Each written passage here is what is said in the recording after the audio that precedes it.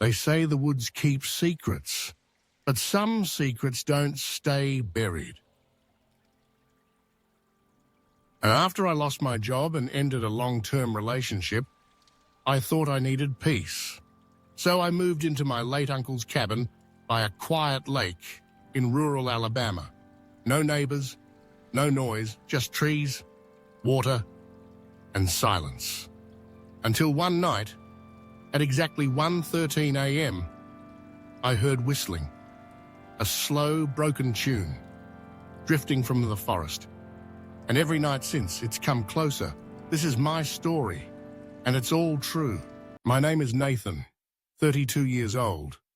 After a major upheaval in life, specifically unemployment and a breakup after 5 years of engagement, I decided to leave Atlanta in search of peace and a new beginning. I moved to a small village called Elmridge, with a population of about 300 people.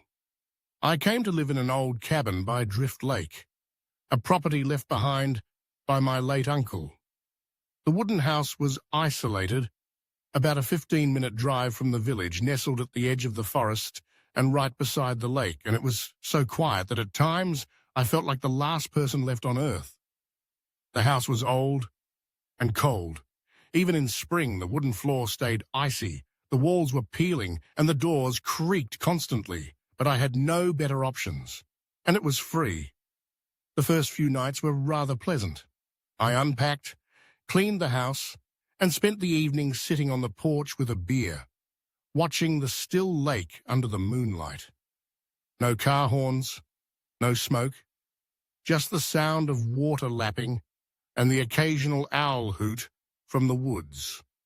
I thought, this is the place to start over. Everything changed on the 5th night. Just as I turned off the lights to sleep, I heard a strange sound. Whistling. A vague melody, slow, off-key.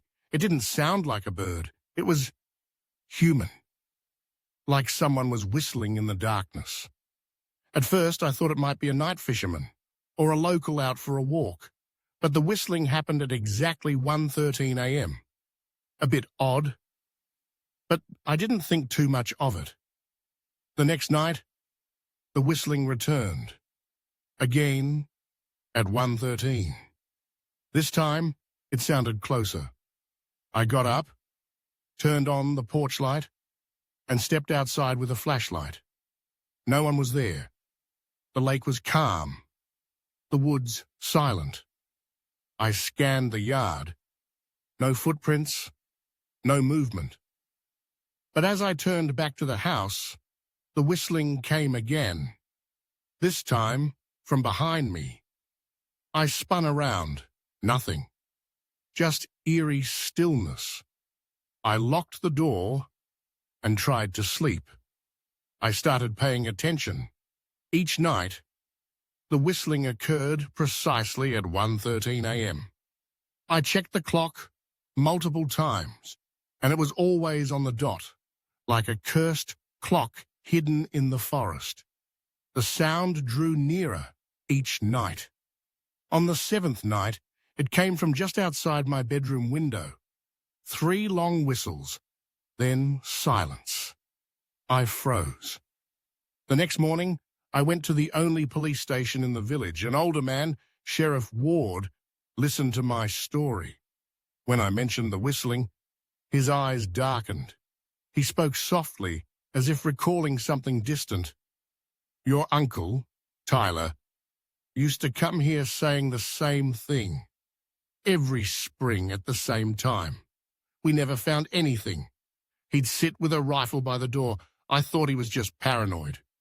But now, if you're hearing it too, he paused. Keep your doors locked. Don't open for anyone after midnight. That night, I couldn't sleep. I locked everything, closed all the curtains, even placed a kitchen knife under my pillow. At exactly 1:13 a.m., as expected, the whistling began. Not from the porch, not from the lake, but from inside the living room. I froze. The tune echoed through the pitch-black house, like someone strolling from room to room. I didn't dare step outside my bedroom. I held my breath, pressing my ear to the door. Footsteps, soft, slow, as if barefoot on the wooden floor. Then, silence. I waited 5 minutes, 10 minutes, nothing more. I didn't sleep that night. The next morning, I inspected the entire house. Everything was locked, no signs of forced entry. But on the wooden kitchen table, there was a wet mark, like a handprint unusually long and icy cold to the touch. I started digging into the history of the house. I went through the boxes of my Uncle Tyler's old belongings that I hadn't touched when I first moved in. In a moldy wooden trunk, I found a series of leather-bound journals, the ink faded, handwriting erratic. One of them had a clear title, The Whistling Every Spring. Don't go outside if you hear it. He comes closer each night. I devoured every page. My uncle had heard the same whistling 12 years ago. He described it exactly as I'd experienced. Off-key tone, always at 1:13 a.m., starting from the lake, creeping through the woods, and finally reaching the house. He once saw a shadowy figure standing still at the forest's edge, just watching. One entry read, I saw him shine a light into my house, but I don't have any lights outside. I shivered. Every word pulled me deeper into a nightmare I didn't yet understand. That night, I didn't sleep. I waited with a flashlight in hand and a kitchen knife on my lap. When the whistling came, I rushed to the porch and scanned the yard with my light. At the northern edge of the woods, I saw a figure, tall and thin, wearing a long coat, his back turned to me. When my light hit him, he slowly turned, not startled, not afraid, but as if he knew I was watching. His face was hidden in shadow, but I could make out pale skin and eyes as black as coal. I shouted, "Who's there?" He didn't move. I shouted again. He whistled, that same tune, and turned, disappearing into the woods. I stood, frozen for several minutes, cold sweat soaking my shirt. I shined the light where he stood. No footprints, not a single broken blade of grass. I rushed back inside and slammed the door shut, heart pounding. I texted Sheriff Ward. The next morning, he came over. I told him everything and showed him the journal. He looked troubled, then shared a story the townsfolk called the Drift Forest Spirit, a local legend no one liked to talk about.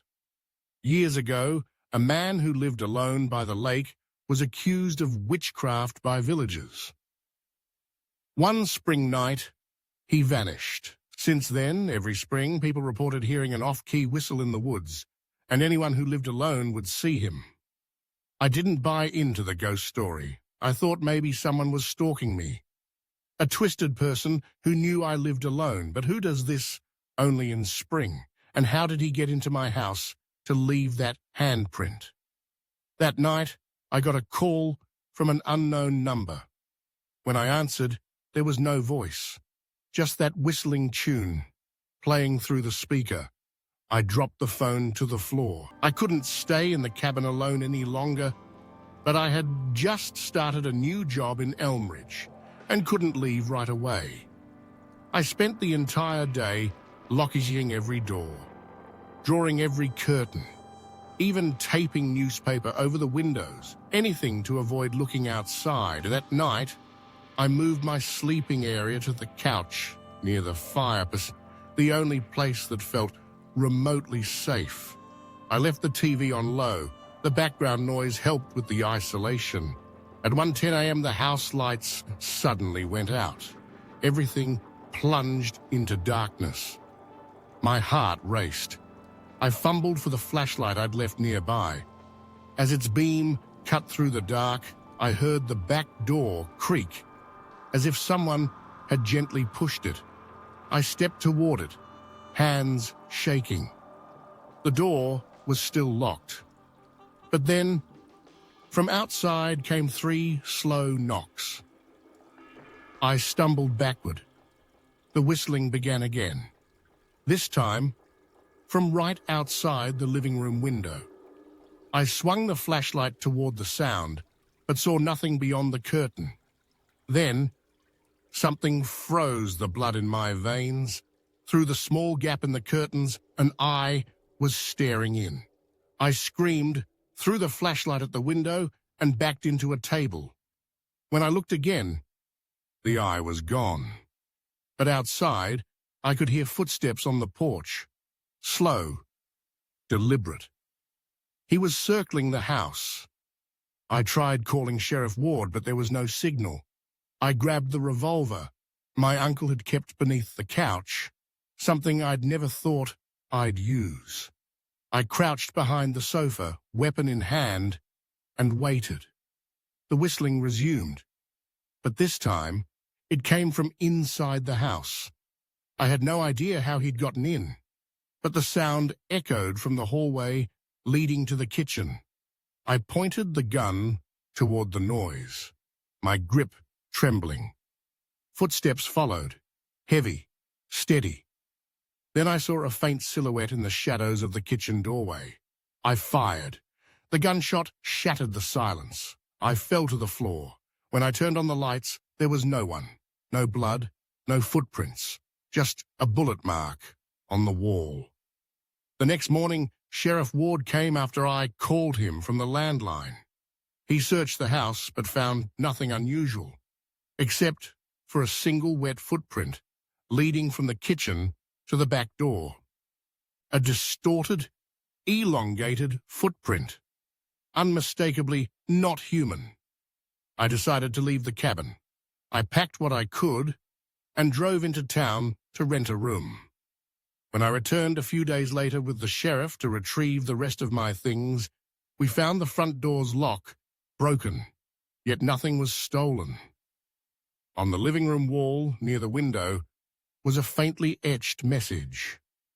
I only come when you're alone. I left Elmridge shortly after. I never returned to the cabin by Drift Lake. And to this day, whenever someone whistles a strange off-key tune, I shudder.